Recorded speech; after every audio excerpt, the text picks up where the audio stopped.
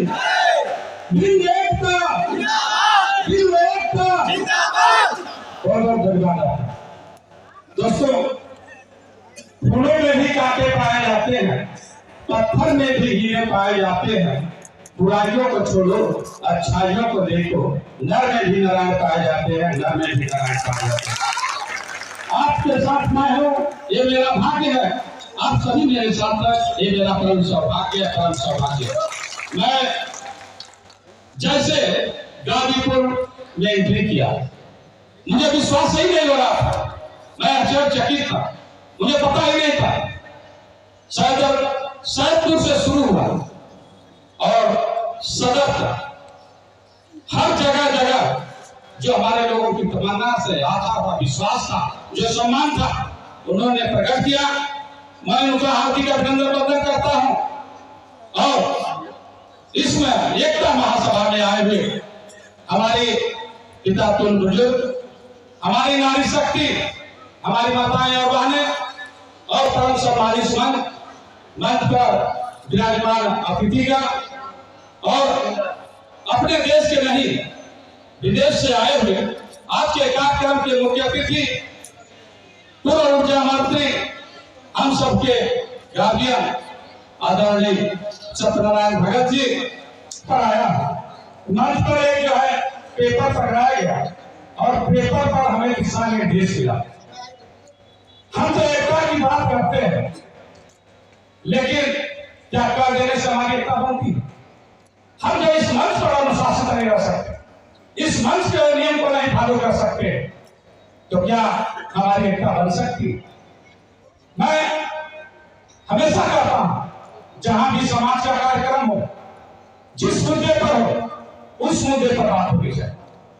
आज हम जिस चीज की तलाश कर रहे हैं, जिस चीज के लिए भटक रहे हैं, हमारा कोई आम इतिहास नहीं, लेकिन उस इतिहास से जानने के लिए क्या हमारे कभी नहीं जाना? चाहे हमारा रामायण रहा, चाहे महाभारत रहा, अगर हम रामायण की बात करते हैं तो श्रीजयपुर चले जाइए तो राजनिशा केवट महाराज। अगर हम महाभारत की बात करते हैं तो वीर एकलव्य। आज हम जिसकी पूजा करते हैं हमारे महाराजा गोपाल जी, तो कहना चाहूंगा कि वसुधा का नेता कौन हुआ, भूखंड विजेता कौन हुआ, अपनीत नेता कौन हुआ, नवधर्म प्रेता कौन हुआ, जिसने ने कभी आराम किया, विघ्नों में रहकर काम किया, है कौन ऐसा विघ्न जो टिक सके आदमी के लगे। संतोष देवता है जो नर पर्वत के जाते पांव कर, मानव जब जोर लगाता है पत्थर पानी बन जाता है, पत्थर पानी बन जाता है। जिंदाबाद जिंदाबाद जिंदाबाद जिंदाबाद। चाहे जिसकी भी मूर्ति लगाए, जिसकी भी पूजा करें, उसके विचारों को, उसके आदर्शों को, उसके गुणों पर चलने की जरूरत है। आज हम वीर एकलव्य जी लगाए हैं। वीर एकलव्य जी कोई सुविधाएं नहीं, लेकिन अगर दुनिया का सबसे बड़ा अगर धनुर्धर हुआ तो वीर एकलव्य हुआ। क्या मैं उनसे नहीं सीख सकता? हम अपने एक परेशानी को बताते हैं, गरीब है, हमारे पास सुविधाएं नहीं, लेकिन बाबा भीमराव अम्बेडकर साहब कहते कि अगर आप अपने दुखों से मुक्ति चाहते हो तो आपको लड़ना पड़ेगा। लड़ने से पहले आपको पढ़ना पड़ेगा। बिना पढ़े आप पढ़ते हो तो आपकी हार निश्चित है। शिक्षित हो, संगठित रहो, तब जाकर संघर्ष कर सकते हो, तब जाकर बचना हो। क्यों सोचने से सब सपने जो होते सच नहीं होते। आपको शब्दों से इंसान के जो है तो शब्दों से इंसान के निगाहें नहीं बदलती, और एकता का रूप दिखाकर हम एकता का रूप दिखाकर बादशाह बन सकते, बादशाह बन सकते।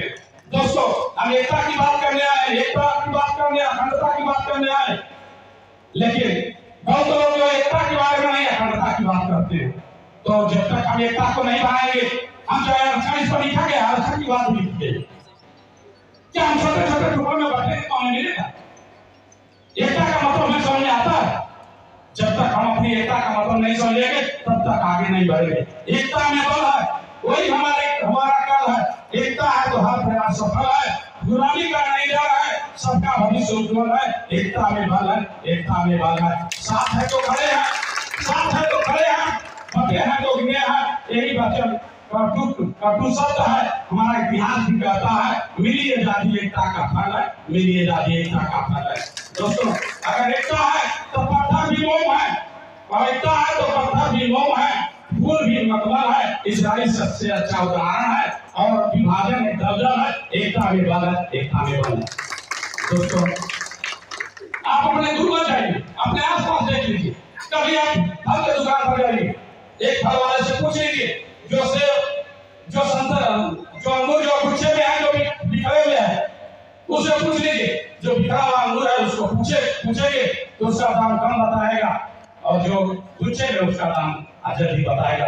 इसलिए उससे जब सवाल करोगे तो बोलेगा क्योंकि ये गुच्छे में है, जो बिखरा है उसका दाम कम होता है। इसीलिए जिस आरक्षण की बात करते हो, हमारे यहाँ पर बहुत से साथी हैं।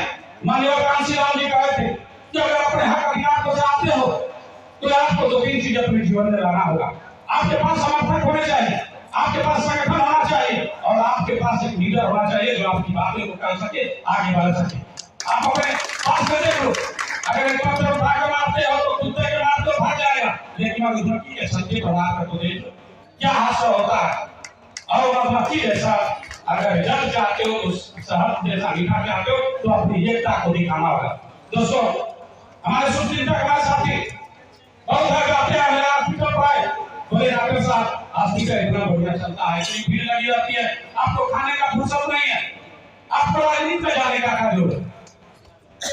मैं कहा कि जानवर भी अपनी जिंदगी गुजार लेता है, उसके भी खाने पीने के लिए सुविधा होती है, लेकिन समाज को बदलाव लाने का जज्बा होना चाहिए और जाना चाहिए। एक बार न्यूयॉर्क टाइम्स के पत्रकार जो इंडिया आए, न्यूयॉर्क टाइम्स के पत्रकार इंडिया गए, महात्मा गांधी जी के पास गए, सो रहे थे 9 बजे, 10 बजे गए, सरदार पटेल जी सो रहे थे, पंडित जवाहरलाल के पास गए, वो सो रहे थे।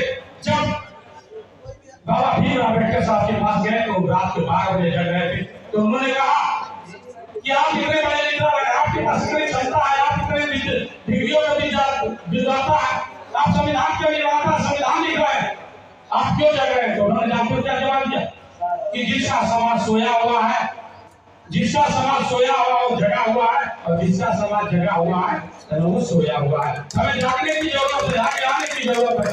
दोस्तों, जो है मैं कोई याद से नहीं, बहुत से लोग जो है यहाँ मंचों पर भी बहुत बात होती है, यथा दृष्टि तथा सृष्टि में बहुत कुछ नहीं जानना चाहता हूँ। एक बहुत सारी बातें आई है, तो एक और चीज आता है कि गिरगिट के शहर में रंगों की दुकान देखी है, गिरगिट के शहर में रंगों की दुकान देखी है, ओठों पर मुस्कान और दिल में दर्द दिखा, दिल में दर्द दिखा। मैंने इलेक्शन लड़कर देख लिया, मैं भी सोच रहा था कि मेरा समाज क्यों पीछे है। लोग यहाँ था बदला थी कि किसी भी पार्टी और समाज की बात नहीं हुई, लेकिन मैं किसी पार्टी और समाज की बात नहीं करूँगा। मैंने लड़कर देख लिया, जो उनसे छोटी बड़ी बात करते हैं, अभी कुछ साथी भी बात कर रहे हैं, करना और कहानी में बहुत अंतर होता है। जो अंदर है वो बाहर होना चाहिए, जो बाहर है वो अंदर होना चाहिए। दो मुंह लेकर समाज चला नहीं तो सकते, एक मुंह लेकर समाज चला